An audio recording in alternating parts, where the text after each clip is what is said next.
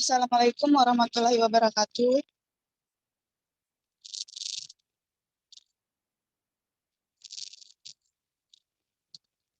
Good afternoon, everyone. I'm honored to meet you here.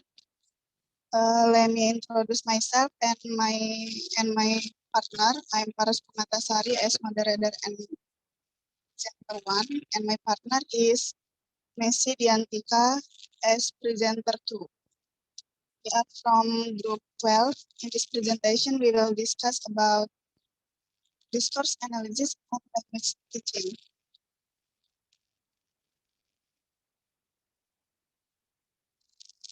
Okay, this is the table of contents. First is definition of discourse analysis. Second, features of discourse analysis. The third, difference between spoken and written discourse. And the last is contributions of discourse analysis to language teaching and learning.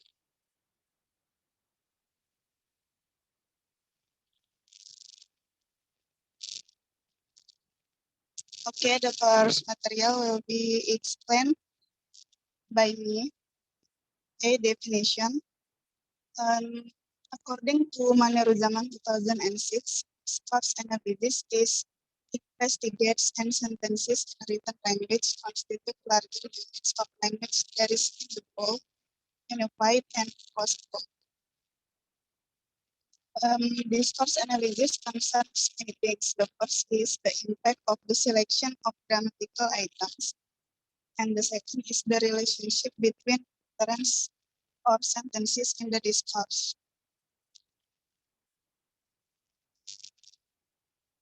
Features of discourse analysis.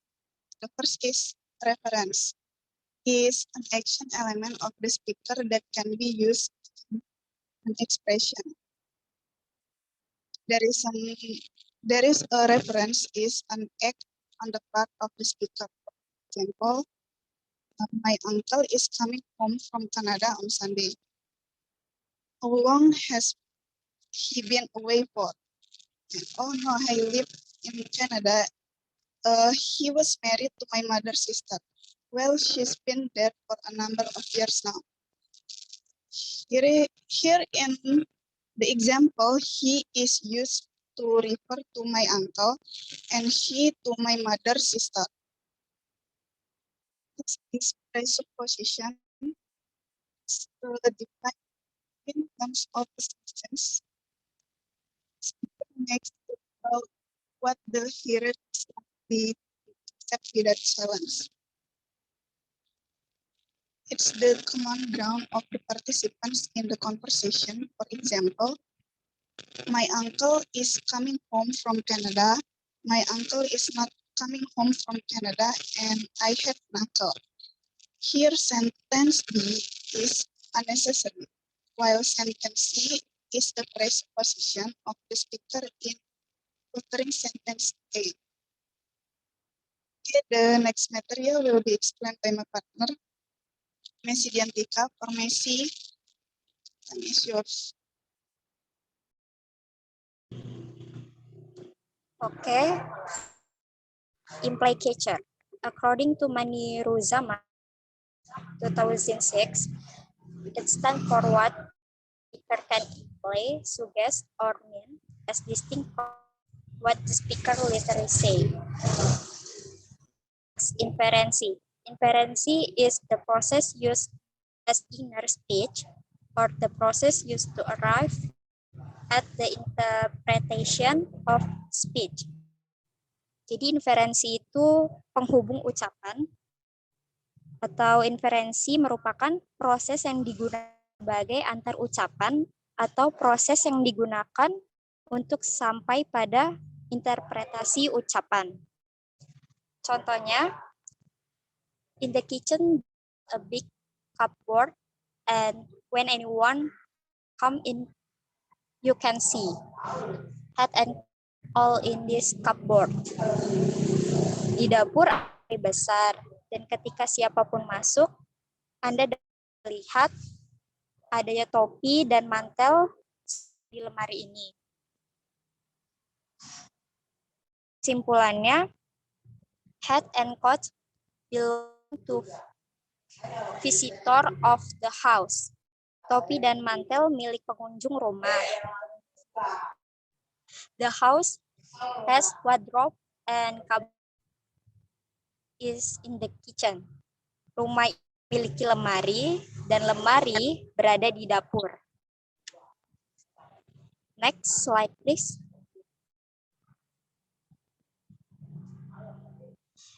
There are differences between spoken and written discourse. The first, the syntax of spoken language is typically less structured than that of language. Sintaks bahasa lisan biasanya lebih terstruktur daripada bahasa tulis. Second, in written language, an extensive set metalingual marker exists relationship between clauses in spoken language largely practically organized chunks are related. Jadi bahasa tertulis terdapat seperangkat penanda metalingual yang ekstensif untuk menandai hubungan antara bahasa dalam bahasa lisan. Bagian besar terorganisir secara praktis saling terkait. The third, written language sentence are generally structured, bahwa kalimat bahasa tulis pada umumnya struktur. The fourth, the speaker may replace or refine expression, dapat mengganti atau memperbaiki ekspresi. The speaker frequently repeat the same structure several times over. Pembicara sering mengulangi struktur sintaks yang sama beberapa kali. That's all for me. Back to moderator.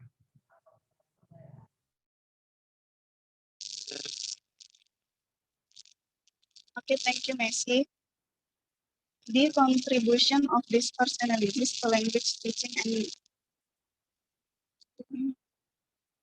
the first is application of discourse analysis to teaching grammar. Grammar has traditionally been referred to in teaching as individual items and the relation with each other depending on the form of other related or surrounding items. But McCarthy argues that structuring the individual utterance, clause, and sentence, studying the larger units of discourse and creating textual coherence are ultimately inseparable. Discourse analysis can tell us about textualized uses of structures and grammatical items, and considering whether grammar teaching needs to broaden or shape its orientation to cover significant areas at present underrepresented in grammar teaching. Discourse analysis gives a different approach to the grammar. It brings in the situational and contextual uses of grammar. Two, application of discourse analysis to teaching vocabulary.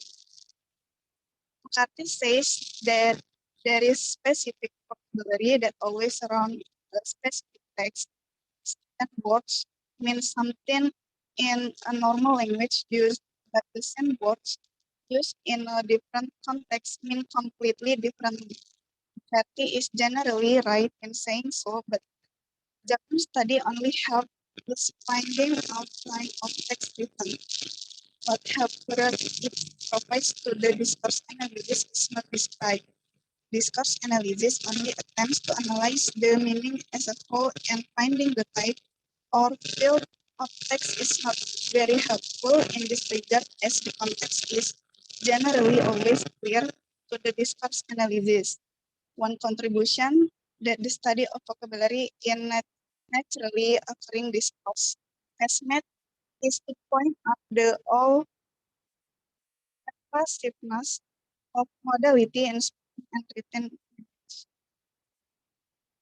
The application of discourse analysis in second language writing. Okay, for those who want to develop the writing skills in another language, this course can be a primary resource.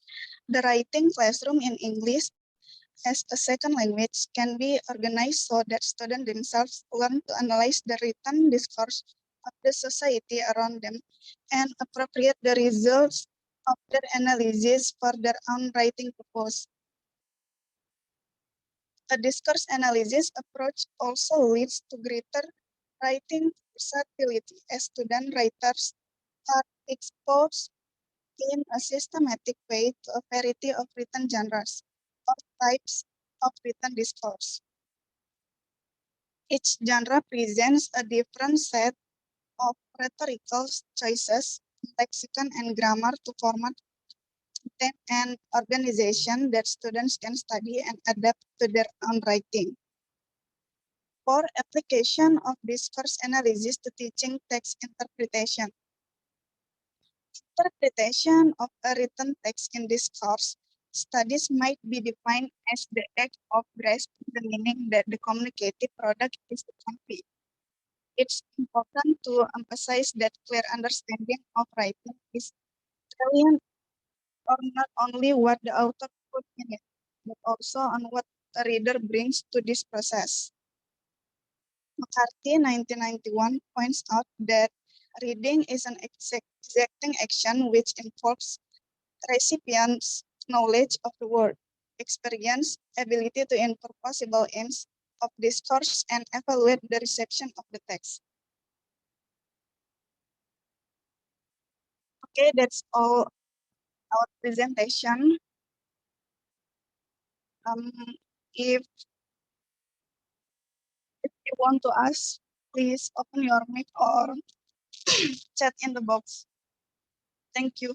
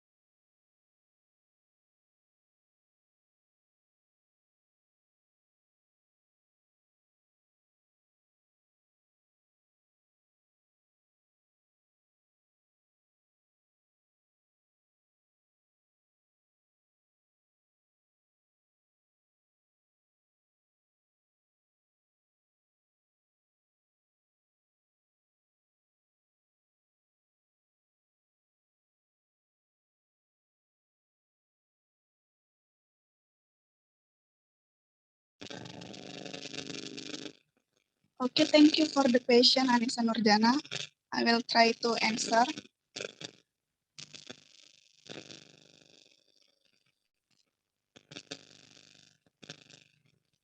Why is it important to consider discourse in teaching and learning grammar? Okay, because teaching grammar use discourse will facilitate learners to distinguish the arrangements of verbal communication successfully and often language through structures and forms. Students will utilize language flow more efficiently in speech if the students are trained in context. If students are set by language rule organizations in situation, they will improve the ability to understand the language. If students are not taught the opportunity to see the sides of the grammar in context, it can be hard for the learners to know how and why they use such kinds of grammar rules to articulate dissimilar expansive significance. Teaching sentence structure using discourse is expected to enhance students' cognitive and contextual engagement in the learning process. Okay, that's my answer. Is it clear, Anissa?